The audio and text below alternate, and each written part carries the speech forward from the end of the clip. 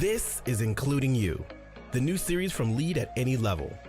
Including You features stories from chief diversity officers and other executives who are creating inclusive cultures in their organizations. Our goal is to show what's working in companies just like yours, to give you the tools you need to keep pushing for progress in your own workplace. We want to create belonging and opportunity for everyone, including you. And now here's your host, Amy C. Waninger.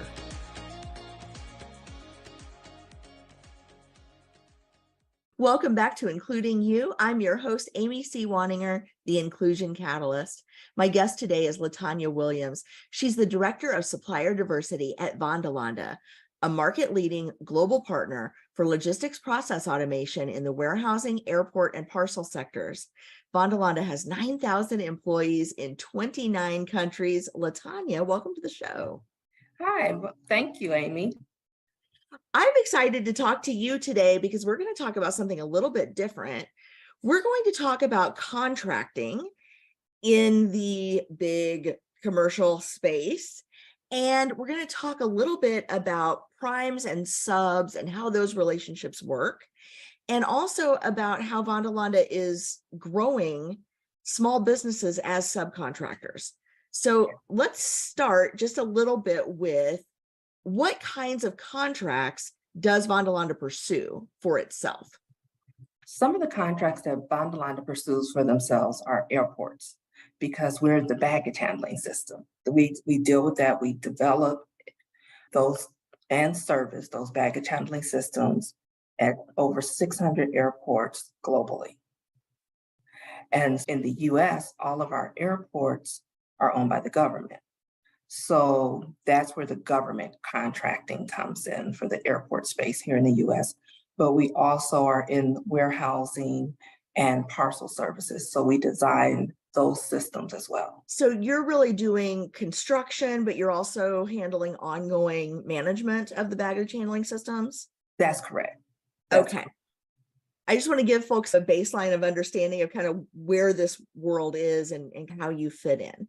So with baggage and materials handling, so it's a technical field because we typically are looking for subcontractors who deal with mechanical installation or electrical installation, general contractors, freight. There's lots of opportunity there for us to work with small businesses in different capacities, stamping. But because of the space that we are in, it's typically those technical fields that we're looking to work with. Got it. Now, you all are considered a prime contractor. And can you explain for folks who aren't familiar with procurement processes or with bidding processes, what does a prime contractor mean? And then how do subs fit in?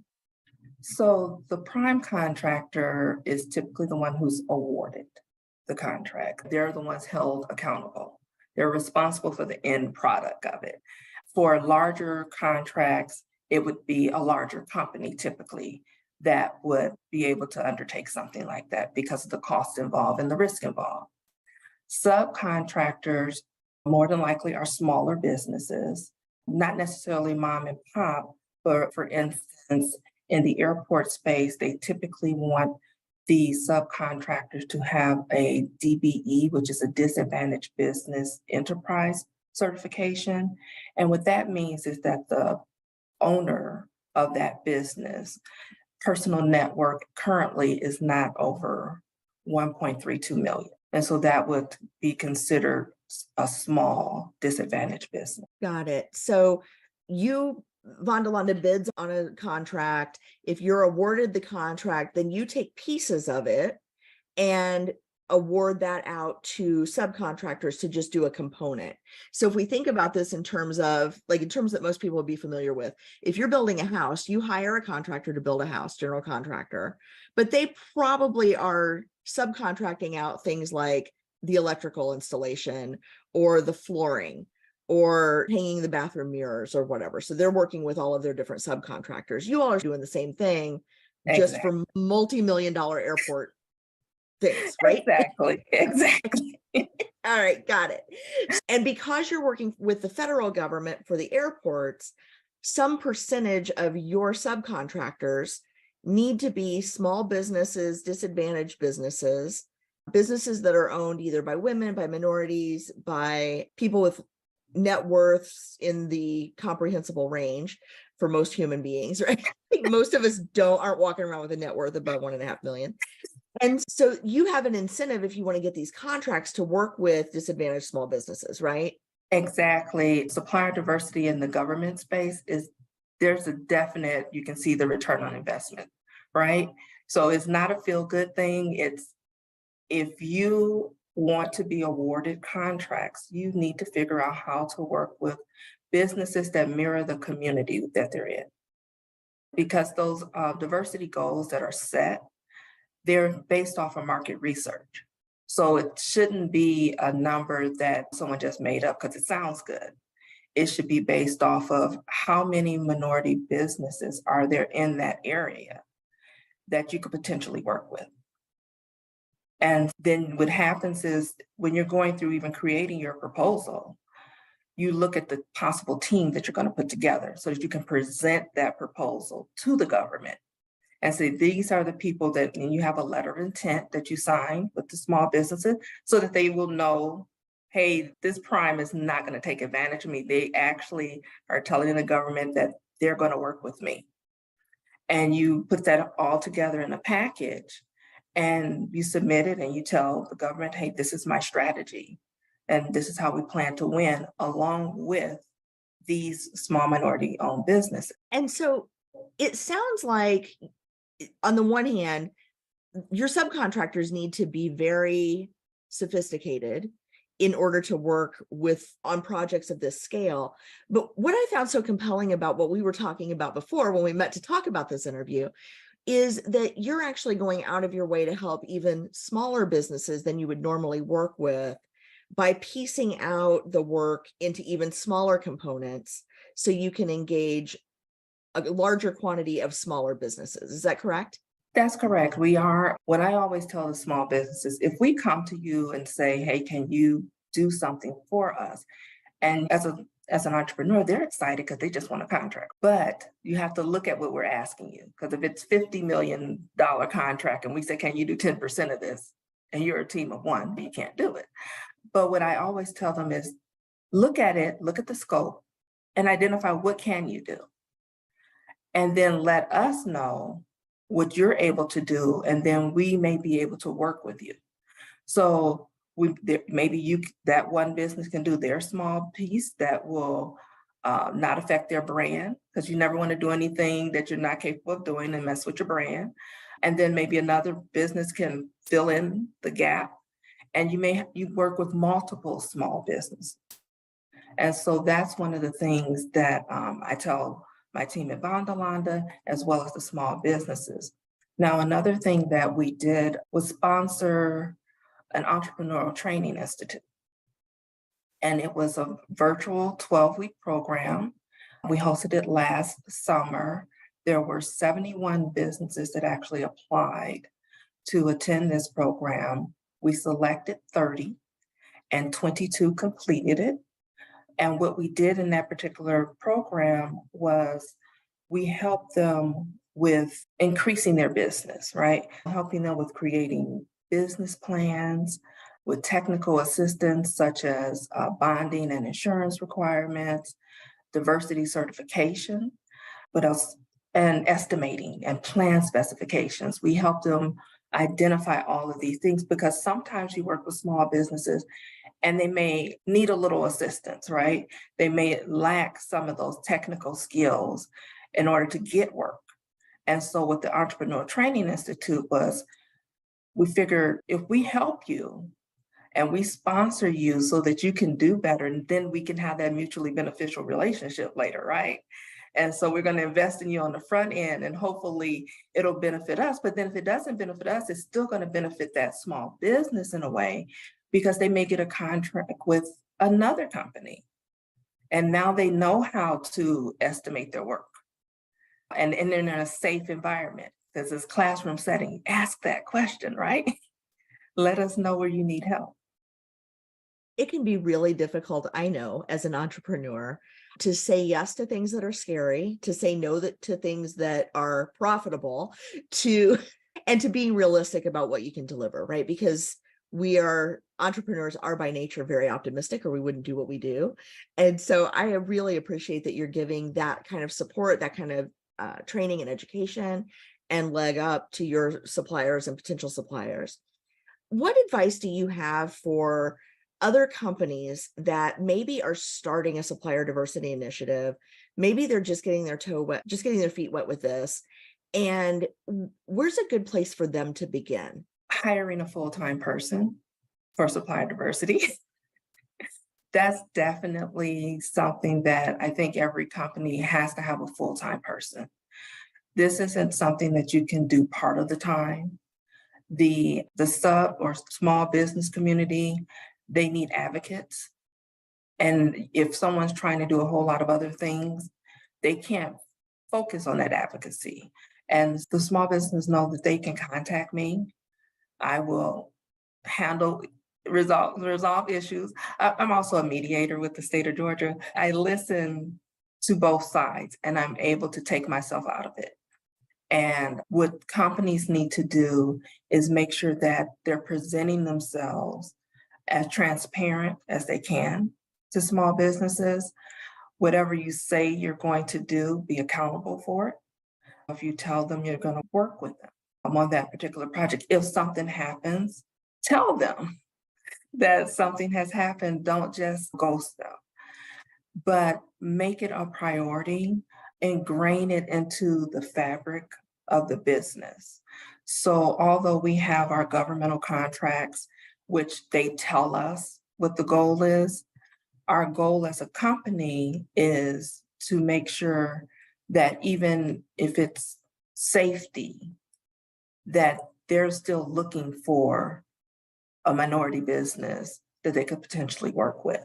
And so I think that's what companies need to look at it as a wholesale thing, not just to get a government contract, but a way of changing their business and their attitude, having events that are inclusive.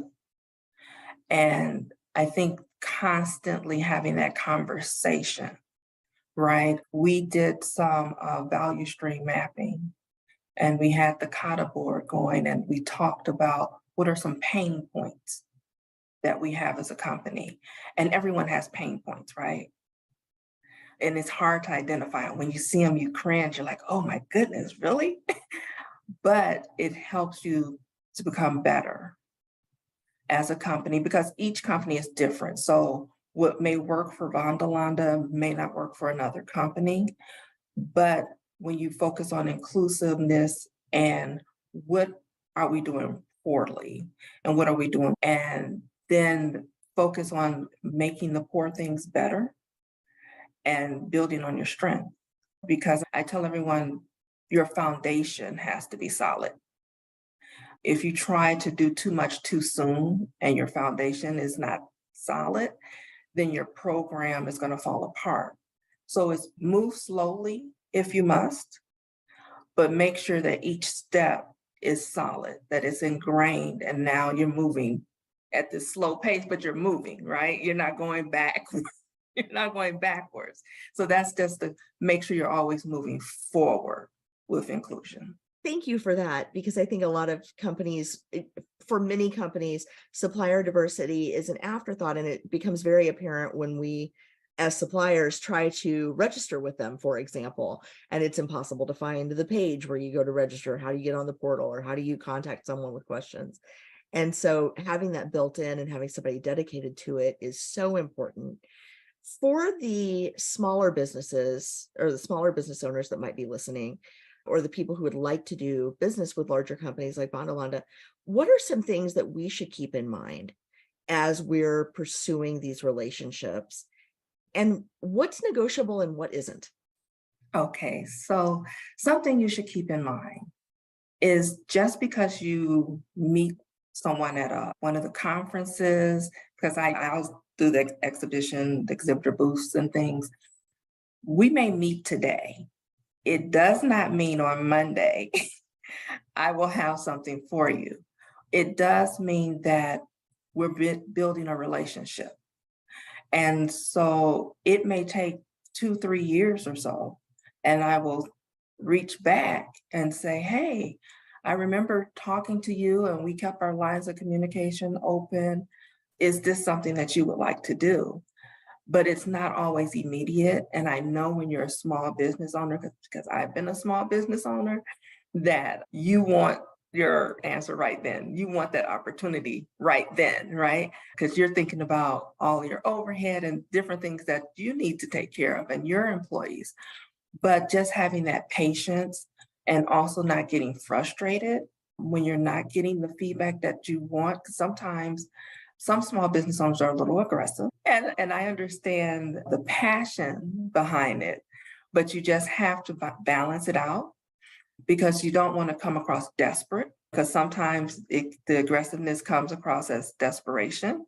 And you never want anyone to think that you're desperate, because Vanderlande being a large corporation, if you appear desperate to us, then can they actually handle a business this size? Because this is a lot to take on. And just knowing that you are comfortable in the quality of the work that you provide, or your services, your product, whatever it is, but just maintaining positive relationships. And I always recommend that you go to those pre-bid meetings, pre-proposal meetings that the government has, because you meet primes there. They have the sign-in sheet. You can sometimes either take a picture of the sign-in sheet or ask if they're going to provide the sign-in sheet. And relationships are made at those events. I used to work on the government side for many years. My background is government contracting and procurement. And the subs and primes, they really connect at those bid conferences. I think small businesses to take the time out to go to different events so that they can meet people. No one's going to meet you just stuck in your office, right? So you have to get out there and let your presence be known.